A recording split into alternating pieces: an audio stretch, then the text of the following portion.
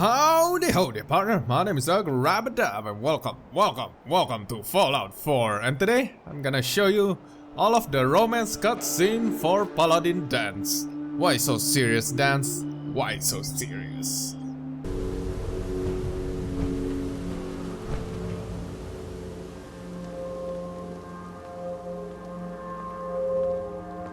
Hey.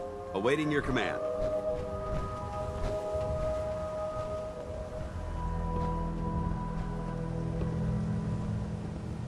Hey. Ready. Excuse me, Paladin Danse? Do you want to have that talk now? Does it have anything to do with the Brotherhood? I wouldn't necessarily say that. This isn't a formal meeting. I simply want to clear the air. I think we may have gotten off on the wrong foot when we first met, and I feel like I owe you an apology. Expecting you to embrace the standards of the Brotherhood without having a history with us was unfair. And given that you've adjusted so well to our beliefs, I don't think I needed to push so hard. You worried that I'm gonna quit? No. I just felt it was the right thing to do. When I was an initiate, my sponsor was Paladin Krieg, toughest squad leader I ever served with. He was a model soldier, embodying the values every trainee was striving to achieve. Fiercely loyal, secure in his beliefs, and brave to a fault. From the moment I was assigned to his squad, I was singled out. It felt like he was pushing me harder than the rest of the team. I fought by his side for years, and we had some seriously close calls. But he never explained to me why I was treated that way. It sounds like he was trying to motivate you. If he was, I never got a chance to ask. After I was promoted to Paladin, and I'd moved on to my own squad, I received word that Krieg was killed at Adams Air Force Base. The news was like being kicked in the stomach. I mean, I'd lost some of my brothers and sisters before, but his death, well, it really got to me. It's taken me a long time to realize it. But the reason Krieg was so tough on me is the same reason I'm so tough on you. It's because I believe in you. And I don't want to see any of your potential go to waste. What happened at Adams Air Force Base? Back in the capital wasteland, the Brotherhood was at war with a traitorous group of rebels who called themselves the Enclave. They maintained a mobile command post at the remains of Adams Air Force Base, just outside of Washington, D.C. The Brotherhood spearheaded an assault on the command post, which was ultimately successful, but costly. Quite a few soldiers died in that battle, and Paladin Krieg was among them. He made his mark on history, and whether you choose to believe it or not, you have the potential to do the same. I don't know what to say. You don't have to say anything. Just keep doing what you're doing. Well, I've said what I had to say, and I hope that it meant something to you. I trust you'll keep this in confidence, of course. Some of that information was of a personal nature, and, well, I'd like to keep it that way. I will keep it that way, Paladin Danse. Let's perform the Brotherhood salute. You ready? Et Victorium. Et Victorium. What do you want? Danse? There's still that off-the-record matter I'd like to discuss. Do you have time now? Off the record? That's not like you, Danse. Which is why this is going to be difficult to say. So I'd appreciate it if you bear with me. When you were first placed under my sponsorship, I had some serious reservations about it. Despite all that, this has turned out to be a rewarding experience. For both of us. At this point, honestly, I don't feel like there's anything else I could teach you about being a Brotherhood soldier that you don't already know.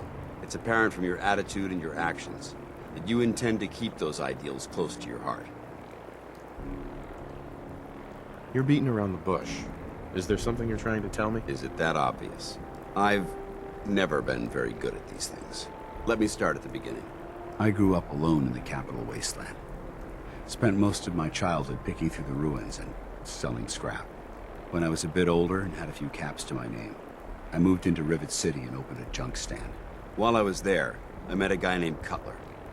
We got along pretty well. Watched each other's backs and kept each other out of trouble. When the Brotherhood came through on a recruiting run, we felt like it was a way out of our nowhere lives. So we joined up. Rivet City. It must be post-war, because I've never heard of it. You're right. It was a settlement, built inside the remains of a beached aircraft carrier. One of the safest places to live in the capital wasteland, until the Brotherhood arrived. It was the perfect location for me to try my hand at being a merchant. I didn't expect your entire life story. I hope there's a point. I'm getting to it, if you'll let me finish. Anyway, about a year after we were posted to the Prydwen, Cutler vanished on a scouting op. It took some convincing, but I was able to persuade my CO to let me assemble a squad and search for him. It took almost 3 weeks, but we tracked his team down to a super mutant hive. Those wretched abominations had slaughtered everyone but Cutler. He should have been so lucky. The mutant bastards used their FEV to change him into one of their own kind. He wasn't Cutler anymore. I had to... It was my duty to put him down. You did the right thing. It's what I was taught. I don't know if it was right. Ever since Cutler died, I've seen other soldiers come and go. Some were brave, some were honest. Hell, some were even downright heroic. But I'd never considered any of them to be a good friend. A friend like Cutler was. Until now. It's a good feeling, but it frightens me all the same. Having a bond with someone, then losing them. It changes you. I don't want to go through that again. It would never be that way with me. I care about you too much to let that happen. I didn't know you felt that strongly about about us. I'm sorry if I seem confused. You've certainly given me something to think about. I just thought you deserved to know how I felt. If you feel that I've overstepped my bounds, I completely understand. Whatever the case may be, I appreciate the fact that you took the time to listen. Control systems all reporting. If you have the time to talk now, I'd still like to know what you think about Scribe Halen. Scribe Halen? Why? Is something wrong with her? No, not at all. Halen's doing well. I simply wanted to talk to you about her, but I wanted to know what you thought of her first. She's as dedicated as they come. A real team player. I couldn't agree more. But I wasn't looking for an evaluation of her performance as a scribe. I wanted to know what you thought of Halen as a person. This isn't like you, Danse. Are you gonna tell me what this is all about? I suppose I'm beating around the bush because I don't normally find these discussions easy to handle. I'll try and get right to the point. The truth is, I'm worried about her. Since you and I are getting along so well, I felt like I could confide in you about it, to get your honest opinion. I appreciate that you value my opinion so highly. Tell me what's on your mind. Let me explain everything from the beginning. A few months before you found us, one of my men was shot multiple times by raiders. Halen stayed by that knight's side for 2 days straight, without sleep, fighting to keep him alive. But he was on a slow decline. I decided that his suffering needed to end, and ordered Halen to administer an overdose of painkillers, so he could die with dignity. Even though I'm certain she wanted to continue fighting for that knight's life. She injected him without question. She did the right thing. Of course she did. But the decision whether or not to ease that soldier's suffering isn't the point here. The point is what happened later that same evening. Halen approached me while I was on watch. She didn't say a word, but I could tell something was wrong. After what felt like an eternity, she collapsed into my arms, crying. I didn't know what to do, so I just held her for a while. A few minutes later, she stopped, kissed me on the cheek, and simply said, "Thank you," before heading back into the police station. Right then it hit me. Maybe I pushed her too hard. I ordered her to ignore her instincts, to do something her medical training told her was wrong. That's why I'm worried about her, and for that matter, everyone under my command.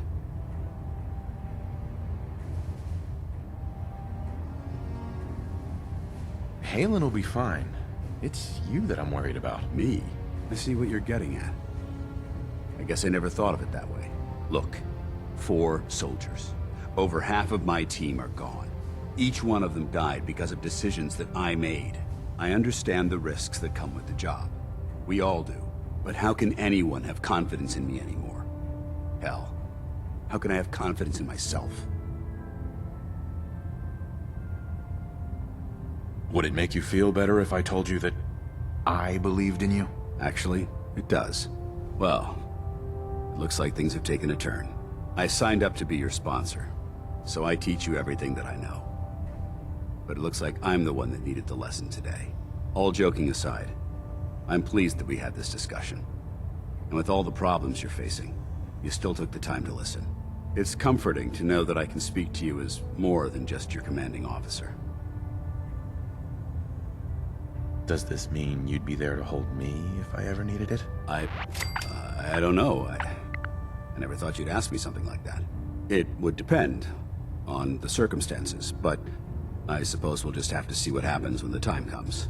Anyway, thanks for letting me get that off my shoulders. I think it's been weighing on me more than I realized. I'm only sorry you had to see me at my worst, instead of at my best. If I can't stand you at your worst, I don't deserve you at your very best. I forgot, where do I read that? Delta sequence in I can feel the Big chill spoiler rush alert. through my suit. This conversation only happened when you found out that Paladin Danse is a bloody synth. I'm not surprised Maxon sent you. He never liked to do the dirty work himself. I don't understand what's going on, Danse. Believe me, this is more of a shock to me than it is to you. I didn't know. Until Quinlan got that list decoded, I thought synths were the enemy. I never expected to hear that I was one of them. If it wasn't for Halen, we wouldn't even be having this conversation. So, what are your orders? Does Maxon even want me alive? How could you not know that you're a synth? It doesn't make sense to me either. It just feels like a cruel joke. I remember being a child. I remember growing up in the ruins, everything. I suppose they programmed that all into my head. I mean, I feel like I've been in control of my entire life, making my own decisions and determining my own fate. Even though the proof states I'm a synth, I don't feel any different than I did before. I still feel like a human. Why does any of this even matter to you? You're obviously here to carry out Maxon's orders. Does he even want me alive?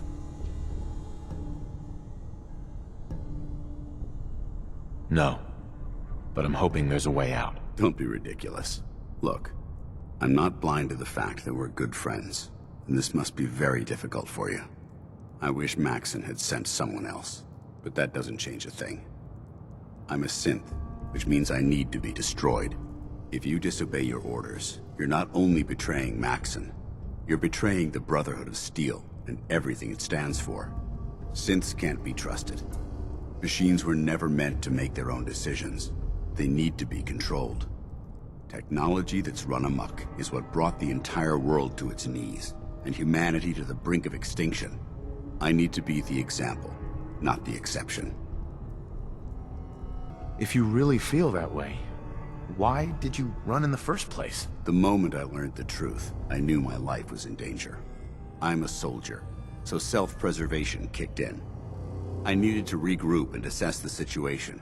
Once I got here, and I had some time to think, I realized I'd just made everything worse. I should have stayed on the Prydwen and accepted the inevitable. Like I said, I need to be the example, not the exception. The empathy that you're showing me, it's a human emotion. I appreciate what you're trying to do, but I've made my decision. I'm ready to accept the consequences of my true identity. Maxon's ordered you to execute me, and I'll be damned if I'm going to stand in your way.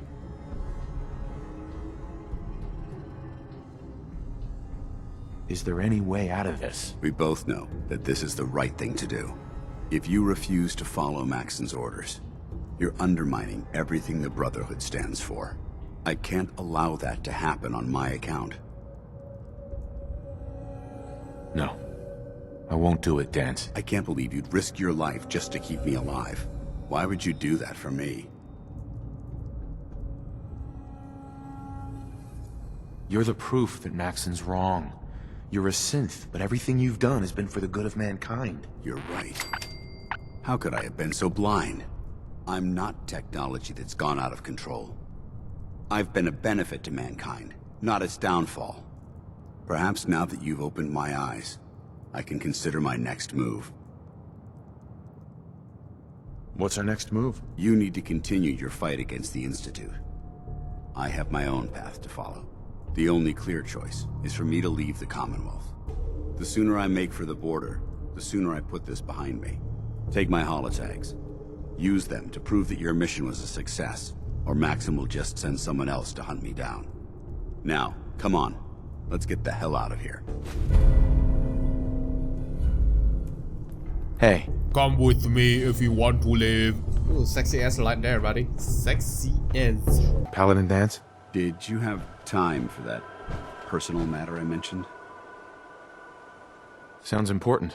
Go ahead. It is important, but I don't even know where to begin. There's so much I wanted to say. This has something to do with your true identity as a synth, doesn't it? Believe it or not, it's deeper than that. I've spent my entire life, or at least what I perceive as my life, following a plan to shape my own future. But since my banishment, I feel lost. Almost like I exist without purpose. For the first time since that moment I signed up with the Brotherhood, I don't have all the answers. I don't have a plan, and it scares the hell out of me. It's impossible to plan your life. Hell, I didn't expect to wake up 200 years into the future. Yet you've been able to roll with every punch that's been thrown at you. Don't you understand? Everything I had, everything I knew is gone. In the span of a few hours, my identity was ripped from me and my world turned upside down. At least what you had was something tangible, something real. Your wife, your son. They were living, breathing humans who loved you and cared for you. Those sons of bitches who created me couldn't even be bothered to implant memories of having siblings or parents. I don't even know how much of my own past is artificial and how much is real. Can you even imagine that? I started out as nothing, and I've ended up as nothing. And I don't know what the hell to do about it. I'm truly sorry, Danse. I guess I never realized how deeply this affected you. I appreciate that. I suppose you're right. Maybe I'm just missing the point. My life's starting over. And I need to come to terms with everything I've lost and everything I've gained, which includes something important you've made me realize. I don't know if it's friendship or an anomaly in my programming. After all, I'm not really human. But whatever it is, I can't deny that I'm feeling closer to you than anyone else I've ever met. Oh yeah, romance time. I feel the same way, Danse. I'm only hoping it's more than just friendship. Are you saying you're in love with me? This doesn't make any sense. After everything the Brotherhood taught you, how could you be in love with, well, a machine? You're not a machine, Danse. In fact, you're more human than most people could ever hope to be. You don't know how much it means to me to hear you say that. Look, I'm not gonna lie to you. You're going to have to be patient with me. Coming to terms with these, well, human feelings is going to be a very difficult journey. But if we can tackle those obstacles together, I think that this relationship could last a very long time. And woo! Yes! Max affinity! Now I can sleep with Paladin Danse. Buddy? You just gonna show me your ass? Oh, nice ass. Oh yes, that ass. Too hot for me. Yoo-hoo, Paladin Danse! Come here, baby. Oh, seriously? You're not gonna take off that power armor? You're about to sleep with me, you know? And you're still not gonna take off that power armor? How rude. Oh well, I'm just gonna sleep anyway. Did you know you talk in your sleep? Okay, seriously? Why didn't you take off your power armor? I'm just gonna punch you. Punch of love. That actually hurts my hand. Alright. Time to give you the Brotherhood salute. At Victorium. At Victorium. At Victorium. And with that, I'm gonna end it here. Hope you guys enjoyed. If you guys do enjoy it, hit that like button and see you all in the next video. Stay cool, don't roll.